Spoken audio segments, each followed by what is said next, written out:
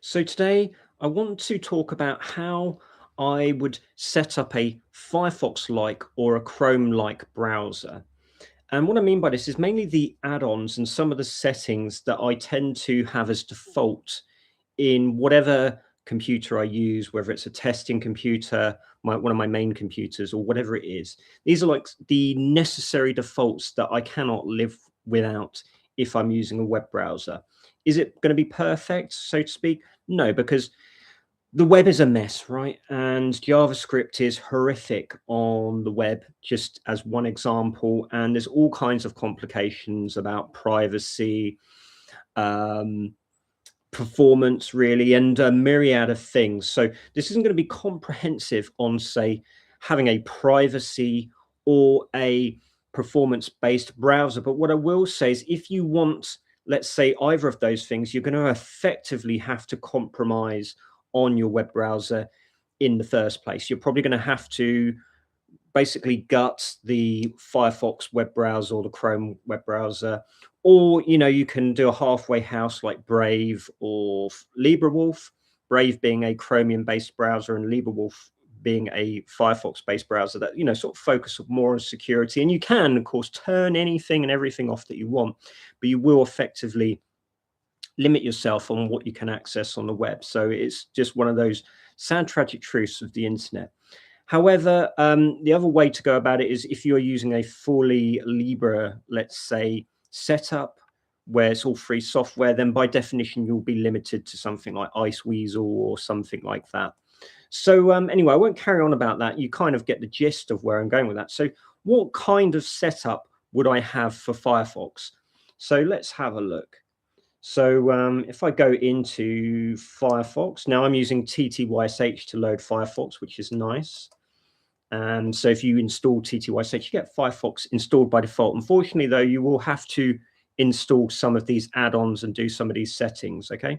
So if you go into your extensions on the right there, you'll be able to see, what extensions are already installed, and you can manage and search for extensions. Now, if you're in Chrome, I think you might have to go in like the hamburger menu or something, but otherwise look out for the extensions button or button in the hamburger menu on either Firefox or Chrome.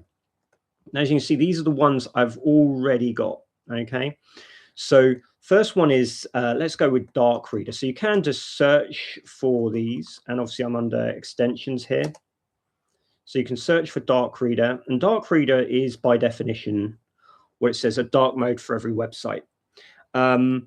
I used to use this with something called Vim-Vixen. Vim-Vixen, which I will cover in a minute because I'm using something called Vimium, breaks the Dark Reader add-on. So what I would say is do not use Vim-Vixen with Dark Reader, use Vimium, but I'll cover Vimium in a minute anyway.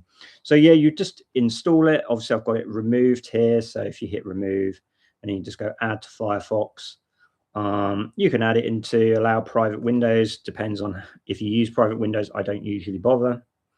And you can pin it to the extension bar if you want. I'm not going to bother with that. Okay.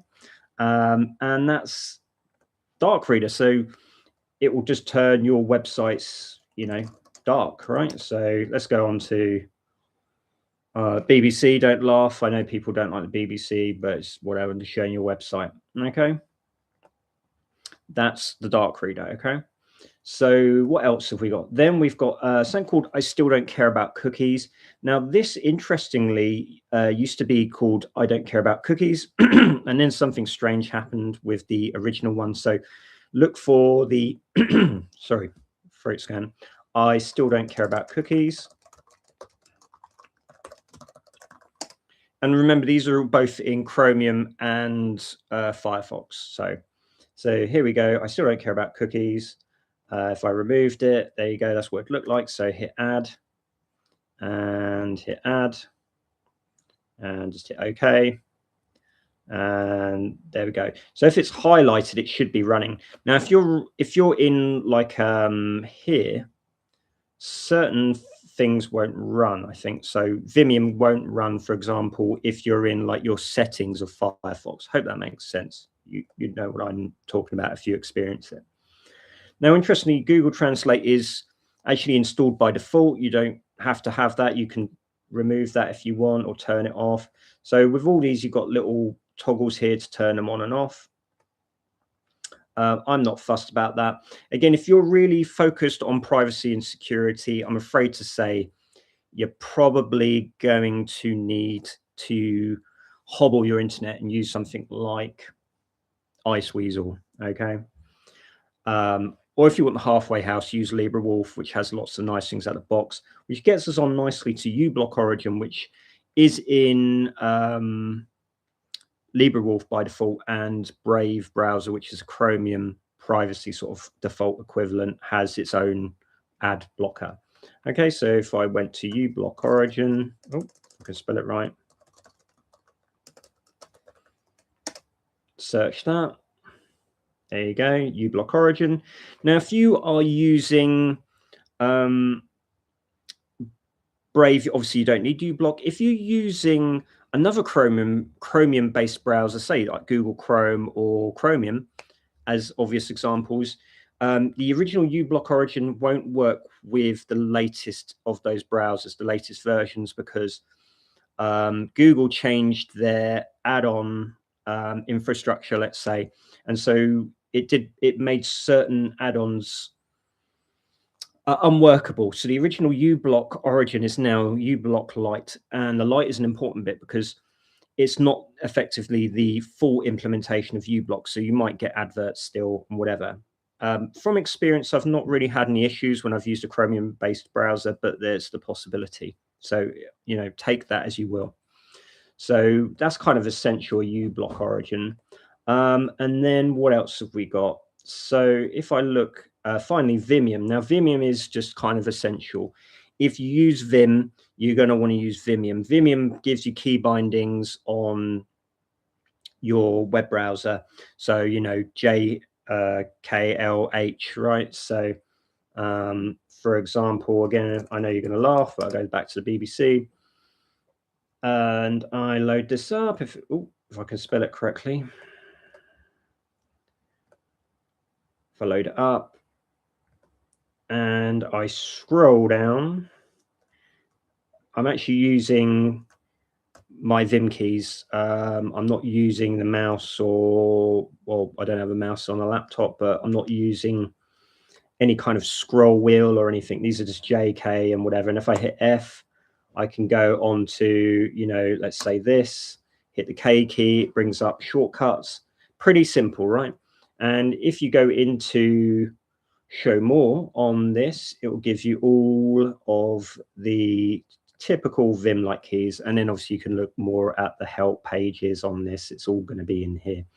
Okay, so those are like the literal necessary, or the necessities of using a web browser by default, as far as I'm concerned. So as you see, I used to use Vim Vixen. I don't use that anymore. It's just, it doesn't get updated. It breaks Dark Reader. If you're wondering why I've got VidQ, that's because I run the YouTube channel. VidQ can be useful for analytics and all this kind of stuff, but hey, if you're not running a YouTube channel, I wouldn't maybe worry about it too much. So there you go. That's basically it. That's all the necessities of add-ons. Now, if I'm looking at settings, again, if you want to hobble your internet use, so to speak, by, you know, disabling all kinds of JavaScript and making it quote unquote privacy or whatever you think you need to do, you're probably not going to want to change too much on this. So in the past, I've changed various things and basically hobbled the internet. But that's the tragic truth of the internet. You're really limited in what you can do if you want full functionality. So most of this stuff is just kind of default. Okay. So what interesting things have I got on here? So another thing is I've got appearances automatic, and there is one more thing I'll show you about having like appearance. You might want to change your language. So I've got GB. So all you do is set alternatives or choose, and then you just install whatever language pack. I don't really change anything here. You can play DRM content, see how you feel about that. I'm not going to bother with that too much. Obviously, use recommended performance. Now, funny enough, I turn off smooth scrolling because I like to things just to run fast, but whatever. And people, that's sort of on as default. So nothing really interesting here. And if I go home, I just have basically Firefox as an empty home page. I'm not really fussed about this. Now, I don't tick any of this stuff. I do turn off like the Firefox's telemetry stuff. But if you're not worried about sending stuff to Firefox, I think it just might speed it up a bit, because if you're sending telemetry, it's just more stuff to do for your web browser. Now, don't laugh. I've got Google as default because, again, as a privacy setting, you're really just limited on what you can do with the internet nowadays. That being said, if you want to have, I don't know, DuckDuckGo, which I don't think is a very good web search engine, and Brave might be good if you want that. You could have that. Brave seems to be a bit better, but again, it's just like, it's like a hill not even worth dying on anymore. I mean, in the future, I'll do something about Lynx, the text-based web browser. I say text-based as a caveat to that. Really, again, if you want something like that, you want to use like Iceweasel, whatever it's called, to limit yourself on the web. If you want to have a system that's fully Libra, let's say, I think that's the best way to do it. And then you can just toggle this as much as you want, whatever works for you. And they do come with Bing. I mean, Bing, I don't know if it's any good anymore.